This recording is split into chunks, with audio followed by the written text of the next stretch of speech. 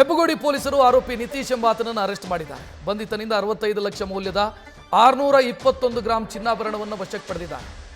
ಹೆಬ್ಬಗೋಡಿಯ GM infinity ಅಪಾರ್ಟ್ಮೆಂಟ್ನಲ್ಲಿ ಕಳ್ಳತನ ಆಗಿತ್ತು. ತನ್ನ ಸಹೋದರಿ ಫ್ಲಾಟಿಗೆ ಆಗಾಗ ಬರ್ತಾ ಇದ್ದ ಈ ಆರೋಪಿ ನಿತೀಶ್ ಈ ವೇಳೆ ಅಕ್ಕಪಕ್ಕದ ನಿವಾಸಿಗಳ ಚಲನವಲನವನ್ನು ಗಮನಿಸಿ ಆ ನಂತರ ಈತ ಚಿನ್ನಾಭರಣ ಕಳ್ಳತನ ಮಾಡಿದ್ದಾನೆ. ಸದ್ಯ ಈತನನ್ನ ಕೂಡ ಅರೆಸ್ಟ್ ಮಾಡಲಾಗಿದೆ.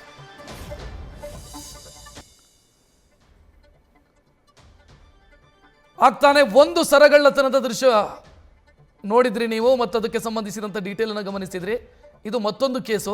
ಹೆಬ್ಬಗೋಡಿ ಸ್ಟೇಷನ್ ಲಿಮಿಟು ಅಪಾರ್ಟ್ಮೆಂಟ್ ಒಂದರಲ್ಲಿ ಕಳ್ಳತನ ಮಾಡಿದವನು ಹೆಸರು ನಿತೇಶ್ ಅಂತ. 65 ಲಕ್ಷ ಮೌಲ್ಯದ 621 ಗ್ರಾಂ ಚಿನ್ನಾಭರಣವನ್ನು ಈತನಿಂದ ವಶಕ್ಕೆ ಪಡೆಯಲಾಗಿದೆ. ಜಿಎಂ ಇನ್ಫಿನಿಟಿ ಎನ್ನುವಂಥ ಅಪಾರ್ಟ್ಮೆಂಟಲ್ಲಿ ಕಳ್ಳತನ ಮಾಡಿದ್ದ ಈತ. ಈ ಜಿಎಂ ಇನ್ಫಿನಿಟಿ ಅಪಾರ್ಟ್ಮೆಂಟಲ್ಲಿ ಈತನ ಸಹೋದರಿ ವಾಸ ಇದ್ರು. ಸಹೋದರಿಯನ್ನು ನೋಡೋದಕ್ಕೆ ಅಂತ ಆಗಾಗ ಬರ್ತಾ ಇದ್ದ ಈತ. ಈ ವೇಳೆ ಅಕ್ಕಪಕ್ಕದ ನಿವಾಸಿಗಳ ಚಲನವಲನ ಕೂಡ ಈತ ಒಬ್ಸರ್ವ್ ಮಾಡ್ತಾ ಇದ್ದ. ಯಾರೂ ಇಲ್ಲದ ಸಂದರ್ಭದಲ್ಲಿ ಫ್ಲಾಟಿಗೆ ನುಗ್ಗಿ ಚಿನ್ನಾಭರಣವನ್ನು ಎಗರಿಸಿದ್ದಾನೆ. ಈತನನ್ನು ಸದ್ಯ ಅರೆಸ್ಟ್ ಮಾಡಲಾಗಿದೆ.